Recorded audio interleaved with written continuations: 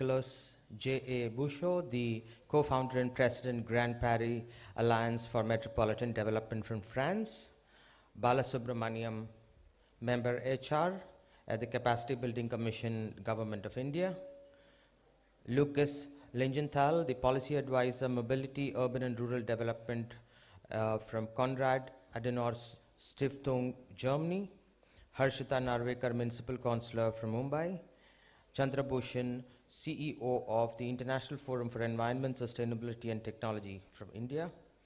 Moderating this panel is Dr. Anusha Kesarkar-Gavankar, Senior Fellow at URF Center for Economy and Growth. Over to you, Anusha.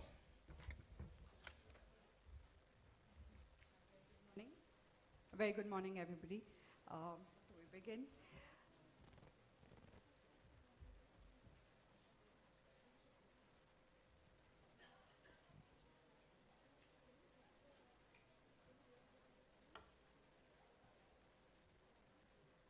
Yes, the Decade of Action 2030 calls for accelerating sustainable solutions to the world's biggest challenges.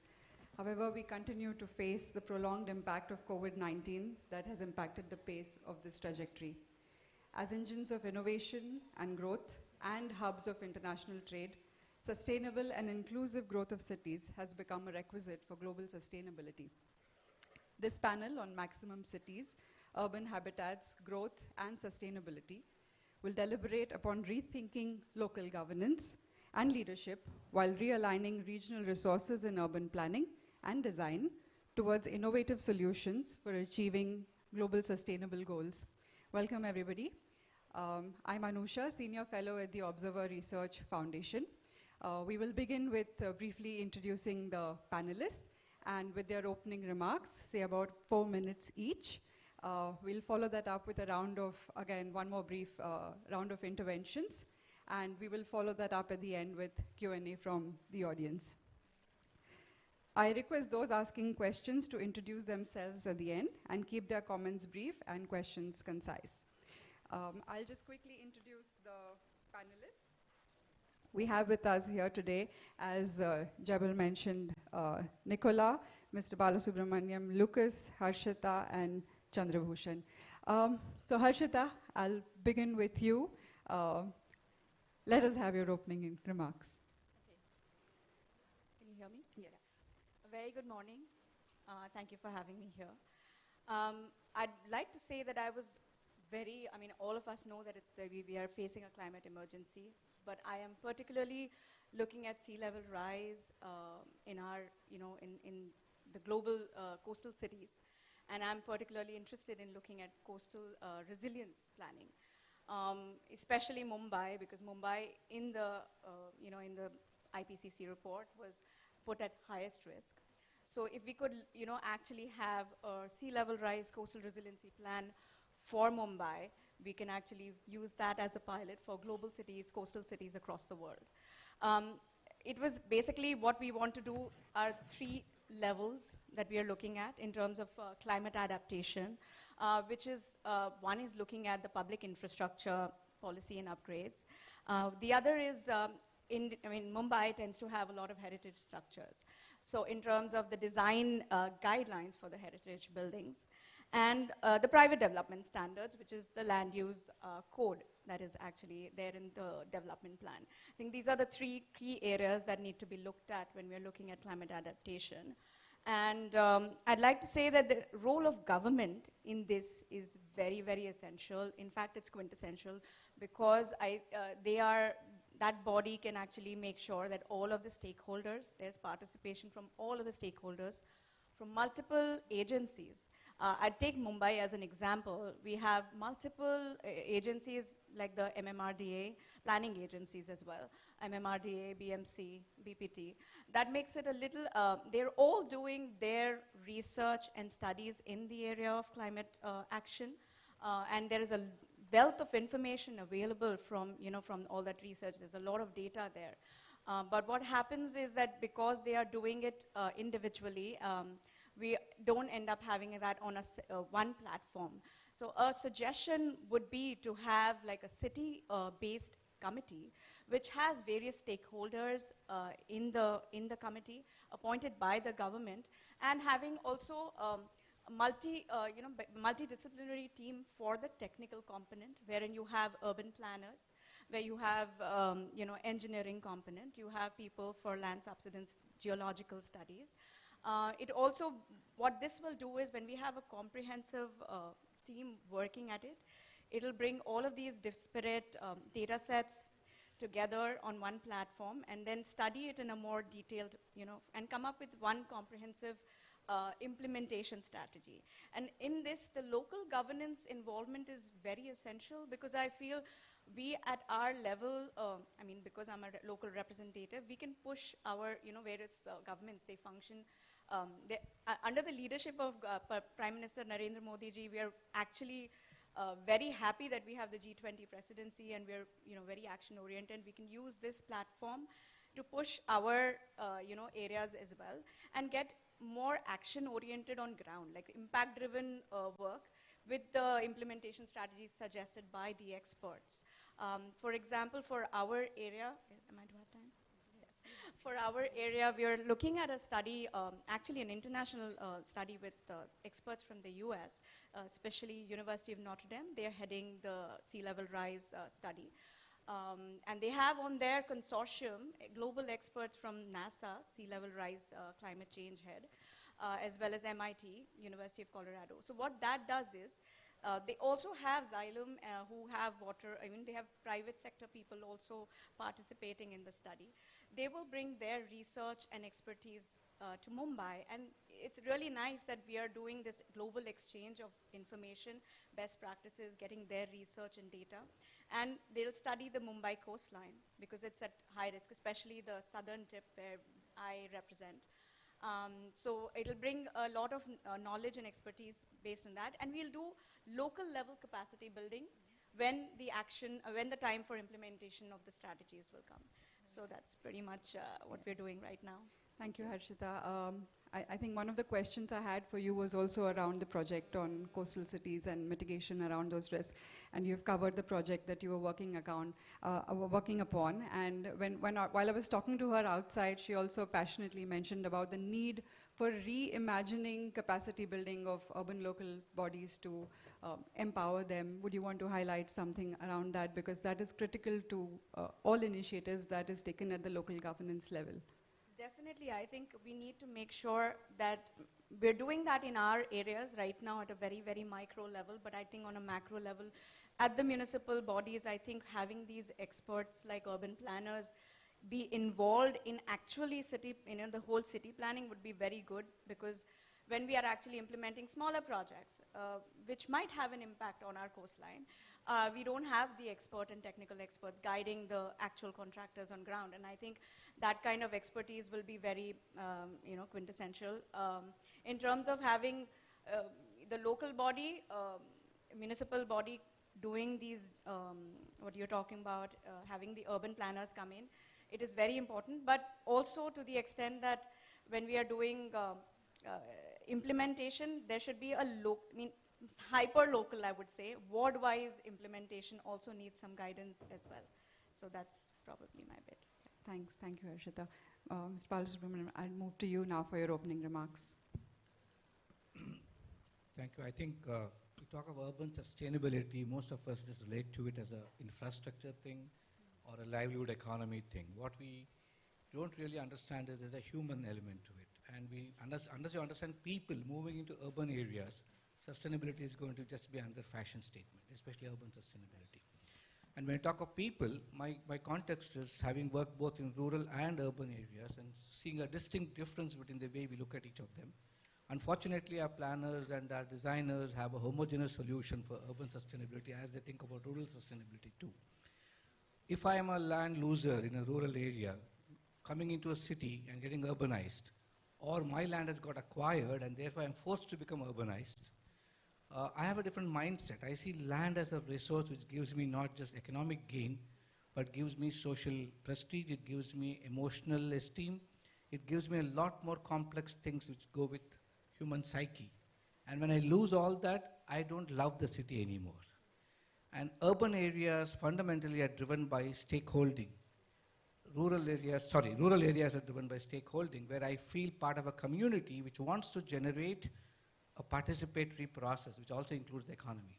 Whereas urban areas, whatever we talk, are driven by shareholding and just the individualistic attainments. It is not community by definition.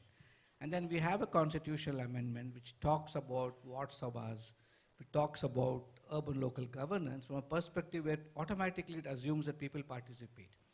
Now I can tell you, when you have a gram sabha in a village, the kind of participation you can elicit is very different from a ward sabha, where I hardly seen people, I can talk about the city of Bangalore, hardly seen people come in and participate in a budget discussion of their ward. It is left to the councillors, etc. We talk of a circular economy, but the reality of governance in urban areas is a councillor economy. The local councillors determine how things happen, whether they're good or bad or they're corrupt, it all drives the local economy. That's the way it is. That's the reality of the day. Now, you cannot not think about all this when you talk of urban sustainability. Narrowing it down to just a simplistic, competence-driven, theoretical model is not going to find solutions. You've got to get back the anthropological view into it.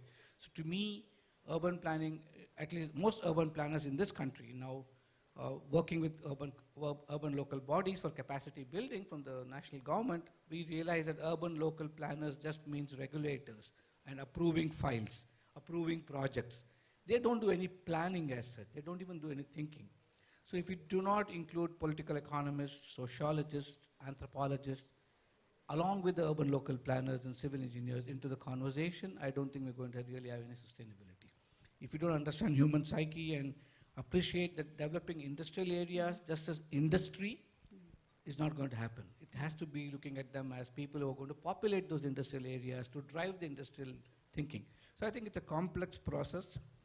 We can't, in our mindset, be thinking shareholding and personal growth, whereas in our articulation and in our talking, talk of stakeholding and collectivization. I don't think those two go together. Unless you can deconstruct this carefully and plan sustainability around these narratives, I think we can keep talking about it till the cows come home, but neither is urban development going to be complete, nor is sustainability going to happen. Right. I have a quick follow-up question on that. So would you think social impact assessment or participatory planning approaches could significantly shorten the period for, development of also, not just that, but also avoid unwarranted expenditure, therefore, when you have to go back to social impact assessment? I would say social impact assessment, the way it's done to tick a box and saying that, okay, this project about so many thousand crores, just get a few community people to sit together, and then the local district magistrate or somebody chairs it and approves it, that is not social impact assessment. If you really want social impact assessment, you've got to design mechanisms in which communities engage, participate, and articulate their views right from the planning process. You don't stop there. An assessment is not about what could predictively happen if land is taken away, but you get communities to feel empowered enough.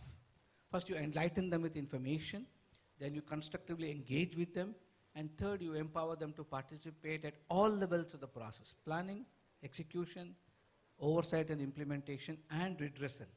Most of the time, communities are not taken seriously enough for everything else. So I think we need to really, it's a process which needs civil society participation. You cannot discount the power of civil society at the grassroots, working with the communities and people. I think the governments are going through enormous change now. They're recognizing the power potential of community action, and they're talking. This has to mature further. This has to get articulated more stronger systems that we put in place. And that way, I think then it will serve its purpose. Otherwise, if it's in the current construct, it will serve a very limited legalistic purpose. But a real societal purpose, a sustainable purpose can happen only when you follow the entire, it's all or none. Right. You can't have the cake and eat it too. The cake is community engagement, community action. Then you have to respond to them with the respect that the communities deserve. Okay, thank you. Lucas, we'll move to you for your opening remarks. Yes, maybe I can simply aggregate something to the points that have already been touched. Because as we are here sitting together also in an international group, I would like to point out the role of international city-to-city partnerships. And that touches, of course, many points. there are fora of international advocacy for cities such as C40, eClay, that are already involved also in negotiation processes on the COPs or at UN level, that advocate for what cities are facing, but also city-to-city partnerships within a country and internationally. And of course, those partnerships, we are, my organization, we are also engaged in establishing an international network of policymakers, urban planners, and scientists to see how to develop in a sustainable way cities for the future. It's a small network of our partners, but still it's one of example. And what you see there is that, of course, it's always the question about the context. Not every city is comparable with one another, but those groups and fora can ease the way to find a good match from another country, from another region, in order to learn from each other. And there are some issues I would like to point out that are very, very common when we talk to our partners at the municipal level. So one is the question about, do the competences of the local government match the budget autonomy they have? So in many cases, a city has a lot of competences in policy making, but not necessarily the budget to implement it. So therefore, it always have to have a dialogue with the federal government or with the state governments, and also on the international level. So this multi-level governance is a very critical issue there. Another point, and maybe just added to what you said, the urban-rural connectivity. You touched on the social dimension on it. I would also like to point out that if we are talking about city development, also in a sustainable way, we are always also talking about land use in rural areas. Even if it comes to decarbonize cities in order to electrify or use of green hydrogen, that means necessity of power generation, where the city limits or the city area is very limited. So it always means also land use in urban, in rural areas, and therefore this horizontal dialogue between urban centers and rural areas is also very important. And the third point I would like to point out is localizing the SDGs. Also in the panel before, we already heard about it. There's now a recent OECD study that gives very precise recommendations on how to monitor and evaluate these and how to localize SDGs on the municipal level, with a big questionnaire they put in with SDG. Yeah, okay. Maybe I end Sure. here. No, thanks. I had a quick question again on that as well. So India and Germany, of course, have a long-standing partnership in terms of urban development, but do you see the next level of enhancement for engaging better, for exchange of practices between, going beyond sister cities and looking at how better we can respond to, for example, when cities responded, were the first responders to the pandemic? Do you see, in particular, anything we can do better there? Yeah, I mean, the pandemic was a very harsh learning, I think, for everything, but it pointed out the importance of local governance. Yeah, that's another point. Of course, when it comes to urban health, when it comes to green public spaces, those are 2 points, for example, that were seen during the pandemic of utmost importance, but which also have a connection to climate change adaptation and mitigation measures. And so I think that the pandemic in pointing, for example, urban health, public spaces, sensitized the policymakers and also the public on it, and gives now the opportunity to also there focus on that. And I know that in international city-to-city fora like ICLEI, like C40, those topics are also already discussed. Thanks. Nicola, we move to you. It's on. It's on? No. Yeah, I think it'll come on. You can use this. Thank you. Thank you very much. And honestly, I was comfortably listening to the previous keynotes addresses and opening sessions, and I was thinking, oh, we are getting late. How much time we will have to join the small meeting room where we would be holding our urban conversation? And the time is running, it should be now. And then it was in the plenary session, right?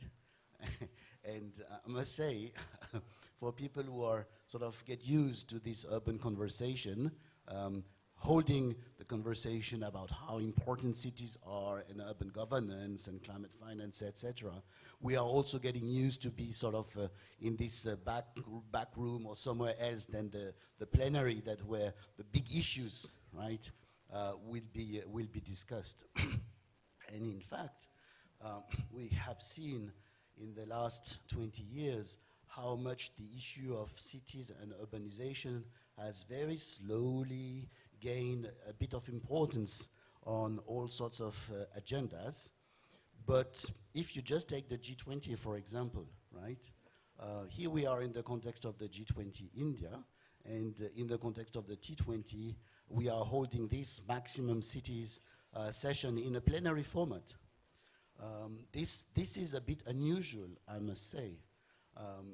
Also, the topic of urbanization, if you just look back in 2019 at the report of the Global Sustainable Development Report, that is the first triennial assessment of the SDGs, urbanization was quoted as one of the 4 sort of mega trends, along with global warming, waste, and a couple of other issues.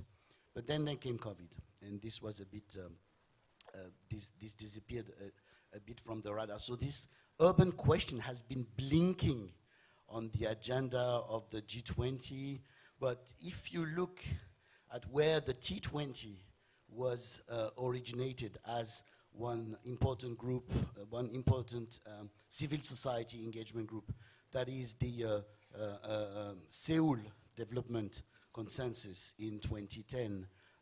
There was something about infrastructure a little bit. There was something about social development. There was practically nothing about cities or urban development. And if you look carefully in the documents that were produced since then, you would see from sometimes, oh, there would be a good example, of electric buses in that city or pedestrian schemes in that city. And it is always a kind of a list of nice design or nice fancy examples, nothing systemic, right? And I was wondering in the past years, how can we build with the T20? There is an engagement group about cities in the G20, which has always been a bit so-and-so. I'm supporting it, which has always been so-and-so. How long will it take till we, or let's say the experts jointly speaking, the public and private spheres, manage to convince global leaders, because this is the agreed term, that they need to pay more attention to cities? The problem is, it could be a good thing or it could be a bad thing. Because if, when we are talking about cities, it's just about like projecting in the physical realm a series of representations about nice, lush greenery, fancy buildings, electric cars all over the place, then just look outside and how different it is from any kind of social reality, right? If it is just about investments, and God knows this is important, this is not sufficient. And yesterday something was saying in this room, I'm looking at the back of the room to all these younger generations who are knocking at the door. And I think what we have seen in the last, and I will finish with that, I don't want to be too long, in the last couple of years is a growing appetite from younger generations to grasp these urban questions and understand what it is about, etc. I must say here with the G20 India, this was here a little bit last year with in Indonesia, in Italy. We might be at a turning point, but nothing is very clear exactly about what it will be, including this urbanization question as part of the core agenda of the G20. In the G7, there has been the creation last year of a group of cities, Urban 7. In the G20, this is still a bit scattered around, and since it was Sherpa Amitabh Kant inviting the T20 1, 2, 3, 4, 5 points to be shared, I think please let us include in those list of 10 points one very crisp point about cities and urban development in an unusual way. So thank you. Yes, thank you. So Nicola, you know, cities, in order to achieve SDGs, cities are now talking about circular economies. How often do you think these urban circular systems account for the role of social actors in this entire system to make it more efficient and resilient and, as we say, smart cities? Thank you very much. In 30 seconds, answering to that. In the last 18 months, we have been conducting with a wide range of stakeholders precisely not just a study, but an exploration of what it means circular economy in the conditions of today's urbanization, including second-tier, third-tier cities. First conclusion is we have a big problem that has not been addressed properly, is the fact that focusing on cities, and especially global cities, we have completely abandoned, collectively, the rural-urban interface. And that's a terrible problem, because this has very negative consequences on the on livelihoods, on food and agriculture production, but also in the livelihoods in rural environments, but in the livelihoods in cities. So restoring an urban-rural continuum is a very important priority. The other point is that it is quite rare, maybe at the exception of some mayors of port cities or cities which have like Houston or Rotterdam, etc. Usually the management of global supply and value chains and the management of a city is something completely different, and with complete levels of ignorance, respectively, right? So we are talking about implementing circular economy here and that, at a super local level, and just look outside and how many ships and containers, etc., would have gone in and out in that given period of time. So I think here there is also a huge margin of progress that we need to achieve collectively. Thank you. Chandrabhushan. Thank you. I think cities should matter to India more than any other country, because we are going to add an United States in our cities in next 20 years, at least. We'll have 350 million new urban inhabitants, maybe by 2040, 2045. So it matters to India and it matters to G20. But I'm going to talk a little bit about a very specific issue at the intersection of urbanization and climate change, which is heat waves. Now, it is in the news.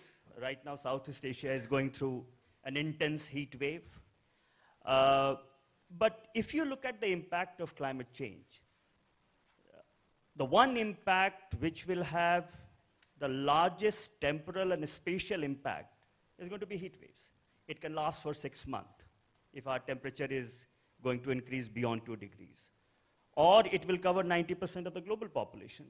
In fact, we now have heat waves in polar regions. It's not only about tropics now. Subtropic and temperate regions are experiencing heat wave.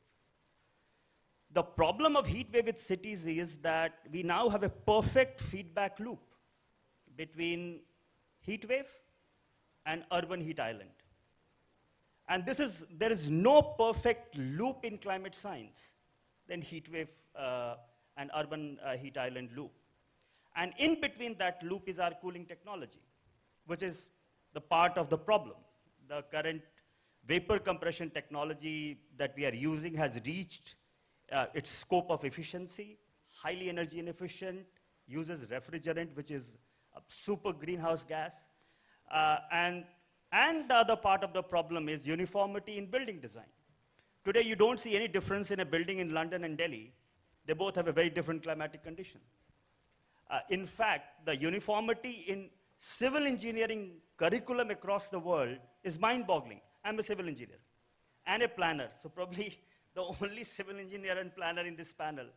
But the way we are teaching our students how to construct building is no different in the United States than in India. A temperate part and a tropical part. There has to be some difference. Our ancestors learned to live in harsh climate based on different, different realities. The last point I would like to make is why G20 needs to come together. And I think one of the most urgent reason why G20 needs to come together is the emergence of a very dangerous industry on heat waves, and that is geoengineering.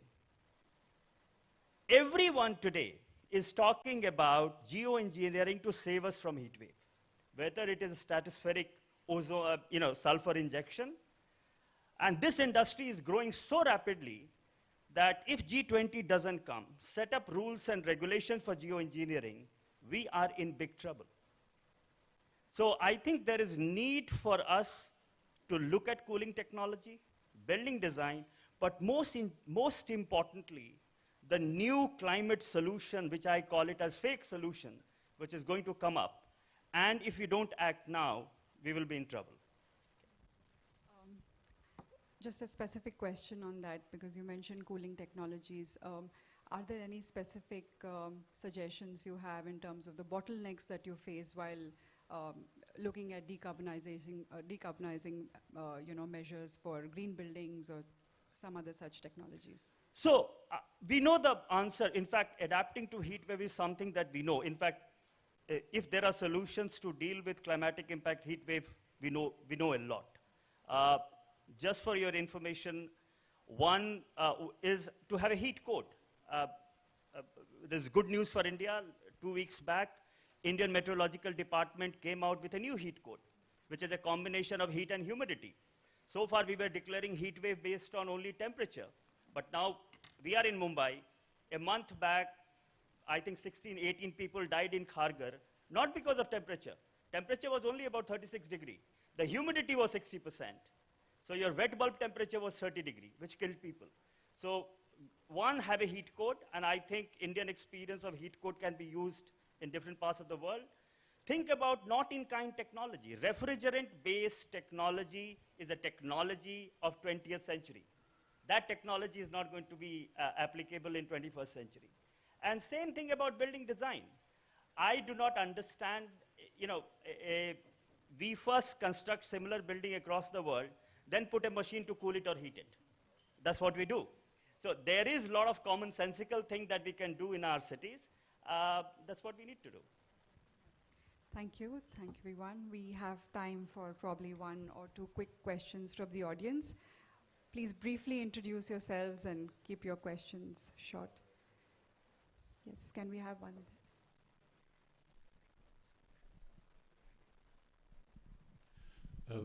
Good afternoon to everybody. I'm Seiko. We are a private equity firm from New York.